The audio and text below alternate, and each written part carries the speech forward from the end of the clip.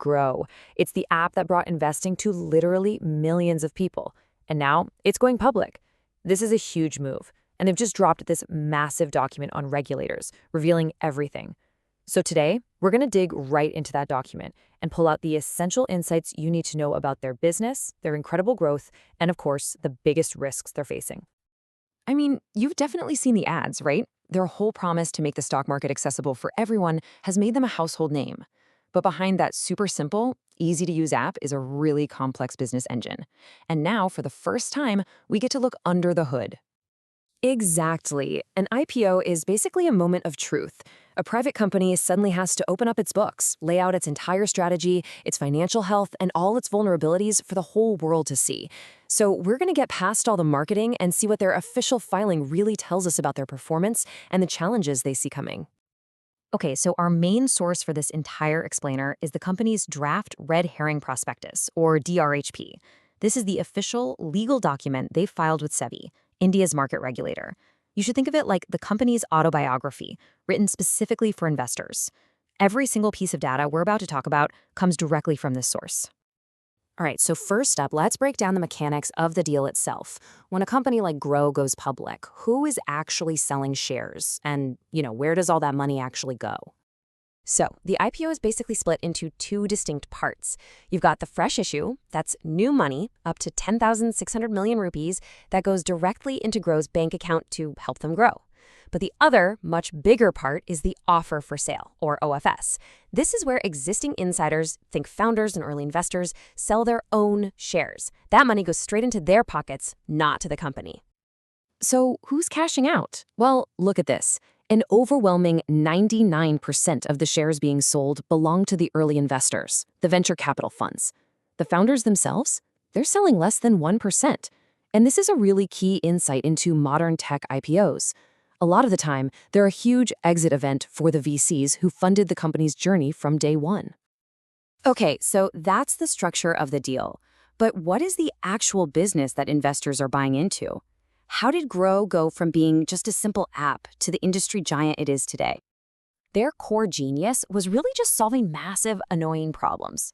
Before Groww, investing meant tons of paperwork, high fees, and having to deal with brokers. Groww just came in and completely flipped that model on its head. They made onboarding instant with digital EYKYC and built a simple, do-it-yourself platform that made investing basically frictionless. And they didn't just stop at mutual funds. No way. In 2020, they jumped into stockbroking. And get this, just 3 years later, they were the #1 broker in the entire country by active clients. From there, they've just been expanding like crazy into bonds, wealth management for high net worth individuals, even API trading. They're quickly building a full stack financial ecosystem. An expanding ecosystem is great, but does it make money? All right, it's time to follow the money and take a hard look at their financial performance. Whoa, let's just start with that top line number. For the fiscal year 2025, Groww generated over 39,000 million rupees in revenue. That just shows you the massive scale they're operating at. But the real question is this just a recent spike, or is this part of a bigger trend? Well, take a look at this. Their revenue has more than tripled in just 2 years. It soared from around 11,400 million rupees to over 39,000 million. That's that classic hockey stick growth that gets investors very, very interested. But growth is often expensive, right? So the crucial question is, are they getting more efficient as they get bigger? And the answer here is yes. Their cost to serve, which is basically how much it costs to run the platform for each user, is actually shrinking as a percentage of revenue. This means their platform becomes more profitable with every new person who signs up, which is the hallmark of a really scalable business. Of course, Groww isn't operating in a bubble. The investment space is super crowded. So how do they really stack up? Well, the data reveals a story of a massive, massive market shift. This number is just staggering. A decade ago, digital-first platforms had a tiny sliver of the market, like 6 to 8%. Today, they command nearly 80% of all active trading clients. This isn't just growth, it's a complete takeover of the retail investing market from the traditional banks and brokers. And you can see this market takeover in the revenue numbers. Digital-first players like Groww are growing at a compound annual rate of 60%. That absolutely dwarfs the traditional wealth managers and the bank-led brokers. I mean, they're leaving them in the dust. And it's not just about grabbing more customers, it's about profitable growth. The digital players aren't just growing faster. Their tech-heavy, low-cost models mean that they also deliver higher profit margins. So they're winning on both speed and efficiency. That's a really powerful combination. So far, it's a pretty compelling story of disruption and amazing growth. But every investment has risks, and by law, the company has to list them all out in that big document. This is the fine print, and it is absolutely essential reading. The company itself starts the risk section with this pretty sobering disclaimer. Now, it's a standard legal statement, but it definitely sets the tone. They're acknowledging that even they can't predict every single thing that might go wrong. So let's look at what they can predict. First up, their greatest strength is also their biggest vulnerability: technology. Their entire business runs on code, which makes them a prime target for cyber attacks.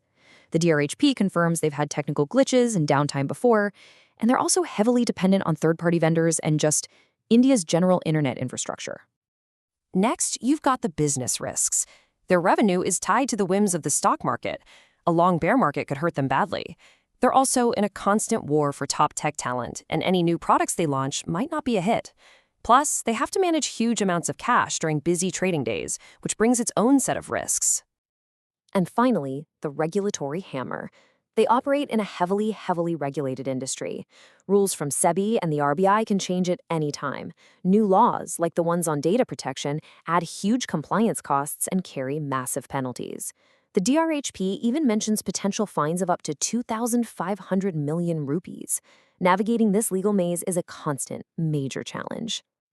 And that brings us to the final and maybe the most crucial question of all. Grow's success was built on this user-first mission, right? But as a public company, they will face constant, intense pressure from Dalal Street, India's Wall Street, for quarterly profits. So can they serve these new masters while staying true to the millions of users who got them here in the first place? That is the billion-dollar question that will define their next chapter.